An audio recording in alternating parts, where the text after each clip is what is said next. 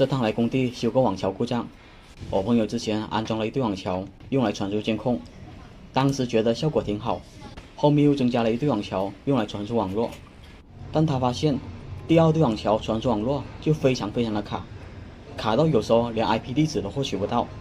开始他还以为是哪里接了环路，但排查了半天，确实没有任何环路的可能性。那时候他就以为是第二对网桥不行，但他换了一对新的网桥，也是这种情况。后面他就发现，只要拔了监控的网桥，网络就不卡了，这就让他比较纳闷了。两者理论上是不会相互影响的，既然有影响，那优先断开的应该监控才对。为了搞清楚原因，于是就把我喊了过来。这边是主网络，这个监控的，就是只要它这两个同时上去之后，监控的肯定会有，但是那边网络就经常会断。网络会讲，但监控肯定是有。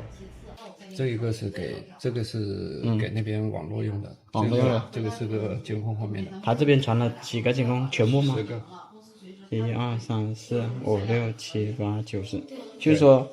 这个里面还有20个萤石的摄像头，还有那个20个萤石摄像头，20个萤石的摄像头，还有那个4间房的那个16个那个 AP 的面板，16个 AP 面板AP 嘛，网桥，对，2个网桥，1个光猫，1个硬盘录像机，那肯定带不动啊，光猫带不动。不是光猫带不动，是那边它是直接就没网，直接就没网。对，当时我觉得也有光猫带这么多设备，没网是很正常的一件事。当时他和我说，只要把监控的网线给拔了，那边的网络就都恢复了正常。为了验证此事，我就跟随他去那边看了看。不过我是想不到，这些 AP 不是装在办公室，而是装在了样板间。那个路由器，对，这个都是一条线直接到下面那个监控机的，直接到那网墙那里的。对，那我就测一下它。我是用这个测速的了。你这个测速，现在能测出多少？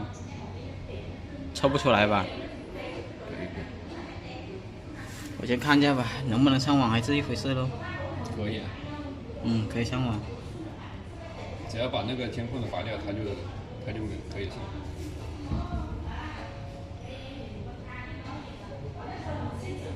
确实跑满了。这里我得说下，他们只办了100兆的宽带，所以现在测速宽带是跑满的状态。只要把那个监控人一插上去，这边连 IP 地址都获取不到。我这边拼试下，拼个外网试下。当时我还是怀疑是他们网桥存在问题，所以我就长拼外网看下波动。如果出现大量的延迟或者丢包的话，那么就可以判断是网桥不稳定的原因，和监控网桥没有多大的关系。趁着拼外网空隙，我就看了下他们样板间，每个房间都安装了个 AP， 一般过来看房的也不会刻意去连接 WiFi， 所以一对网桥带10几个 AP 压力也不大。现在我们再回来看下拼的数据，拼的延迟和波动倒是正常的，也没有看到丢包的情况。这边我就坑脆掐西停止了拼，我们可以看到252个包一个都没有丢，就连延迟波动也是正常的。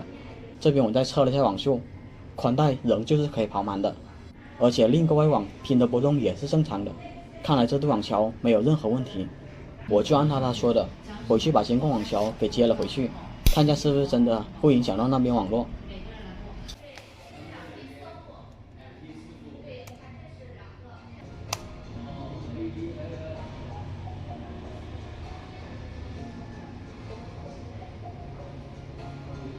看来他说的是真的，360拼通了3个包就彻底断了，右边的百度1个包都没有拼通，看来监控确实在影响网络。我回去看了他画的拓扑图，这个交换机接了1个路由器、2对网桥以及1台录像机，然后这2对网桥另一头分别接的2个不同的交换机。我是觉得这2个交换机肯定有一条线接在一起了，只不过他没有查出来而已，索性我就过去排查了一下。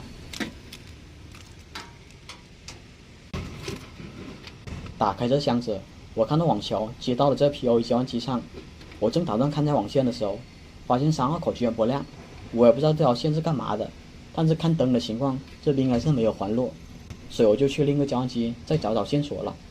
来到另一个箱子，我朋友说这白色交换机就负责4个房间的，这样看来确实也没有环路的可能性。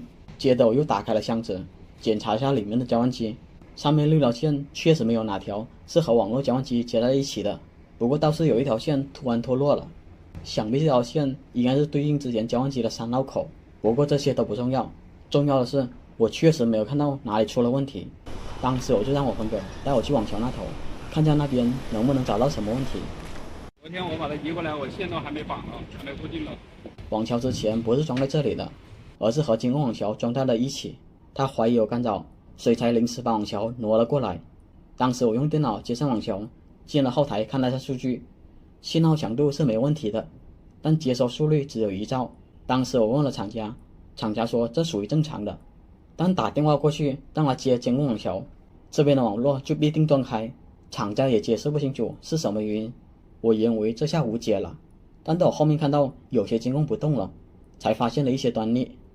喂，现在全部不动了，怎么回事啊？我这边都不动啥，都断了。估计连我朋友都没有发现这边的网桥出现断开的情况。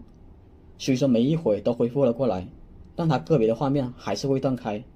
那时候我就觉得，既然监控能影响网络，那么网络肯定也会影响监控。于是我就把网络给拔了，但尽管拔了，监控反而断开更多了。我也搞不清楚是什么原因。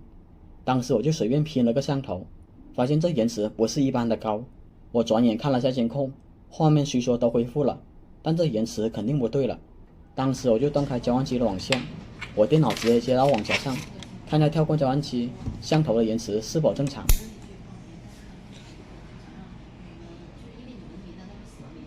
大伙看吧，跳过了交换机，摄像头的延迟就都正常了。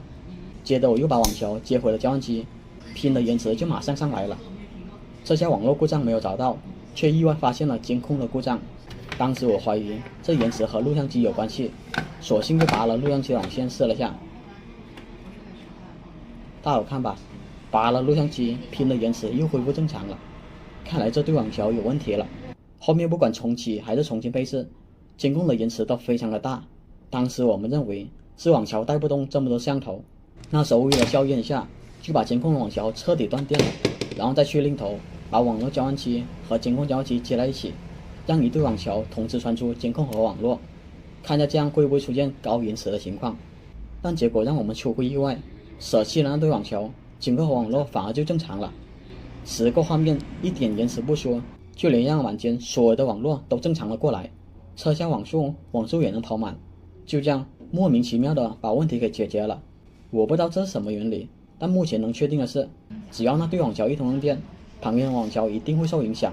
后面有意思的是，我朋友不放心只用一对网桥来传输，他又专门跑去那边换了一对新的网桥，但是换了以后那故障又出现了，他不得不像我这样又把网桥给接了回去。